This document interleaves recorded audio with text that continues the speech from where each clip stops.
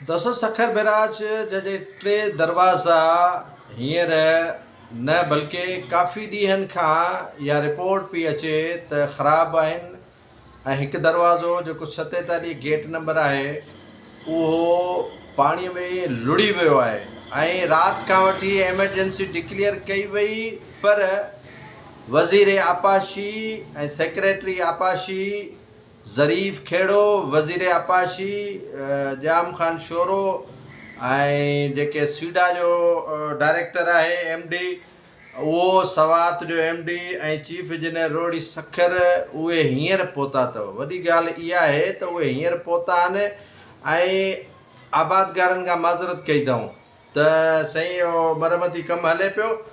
Canal में left ऐं right bank जा जेके कैनाल आहिनि उन्हनि में पाणी जी फ़राहमी मुअतल हूंदी ऐं तव्हां खां माज़रत कयूं था।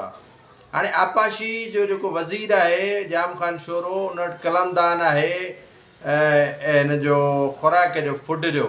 हाणे उन जेका भींग कई उहा तव्हां ॾिठी, उन जेका किसाननि सां हारियुनि सां जेका जुठ कई बारदाने में आबादगारनि खे बारदानो न ॾिनो, उहो बारदानो खपाए वियो, सेठनि खे ॾिनो वियो, उहा तव्हां जुठ ॾिठी। वरी हीअ ॿीहर तक़रीबन को 43-44 अरब रुपयनि जी लाॻत सां हीअ जेके 66 दरवाज़ा आहिनि उहो जेका असांजी आलमी बैंक आहे उन फंडिंग कई आहे। $290 मिलियन जेको आहे सो ॾिना आहिनि 3 बैराजनि जे लाइ। हिननि जूं त ईदूं आहिनि, यकीन कयो मौजूदु थी पियूं आहिनि, ॾाढो ख़ुशि आहिनि त बाबा हीअ पैसा असां ईअं गिड़काए वेंदासीं कर्ज़ु कंहिं लाइ। इहो को हुननि ख़ैरात कोन ॾिनी आहे।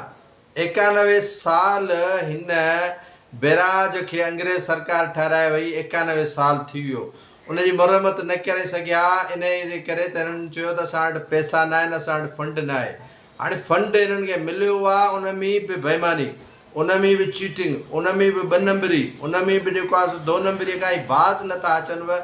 हाणे आपाशी वज़ीर मुआइनो करे वियो आहे ऐं ब्रीफिंग ॾिनी अथई त उन्हनि जी ग़लती न आहे। हीअ जेके दरवाज़ा 44 दरवाज़ो नंबर 47 ऐं ॿियो जेके ॿुधाया अथई पंहिंजो 46 नंबर मुंहिंजे ख़्याल में गेट ऐं 41 उहे शुरू खां वठी ख़राबु आहे। हीअं आहे हूअं आहे, मतिलबु हिकिड़ी अजीब मंतिक आहे। सेक्रेटरी ख़बर कोन्हे का, उहो माना इन्हनि शयुनि खां वाक़ुफ़ु न आहे। ज़रीफ़ खेड़ो सिफ़ारिश ते उन्हनि रखियो वियो आहे ऐं मिनिस्टर खे बि ख़बर न आहे त ज़रीफ़ खेड़ो कंहिं रखायो आहे।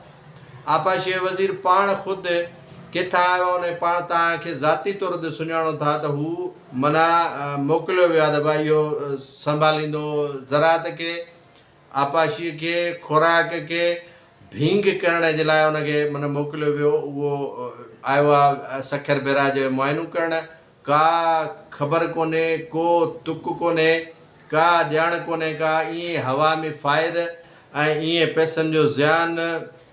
कंपनी वारा चवंदा त बाबा असां ते प्रेशर आहे त कमु जल्दी कयो ऐं इहो प्रेशर आहे त बाबा जेतिरो जल्दी कंदो ओतिरो असां जल्दी रक़म खे गिड़काए वेंदासीं, हड़प कंदासीं। त सिस्टम आहे न हिकिड़ो, सिस्टम में कंपनी जो ठेकेदार बि छा कंदो, उन सिस्टम सां उनखे हलणो आहे ऐं उहो सिस्टम सां हले थो पियो ऐं उहो सिस्टम सां ई हलंदो त पाइदार रहंदो न हलंदो त पाइदार किथां हलंदो।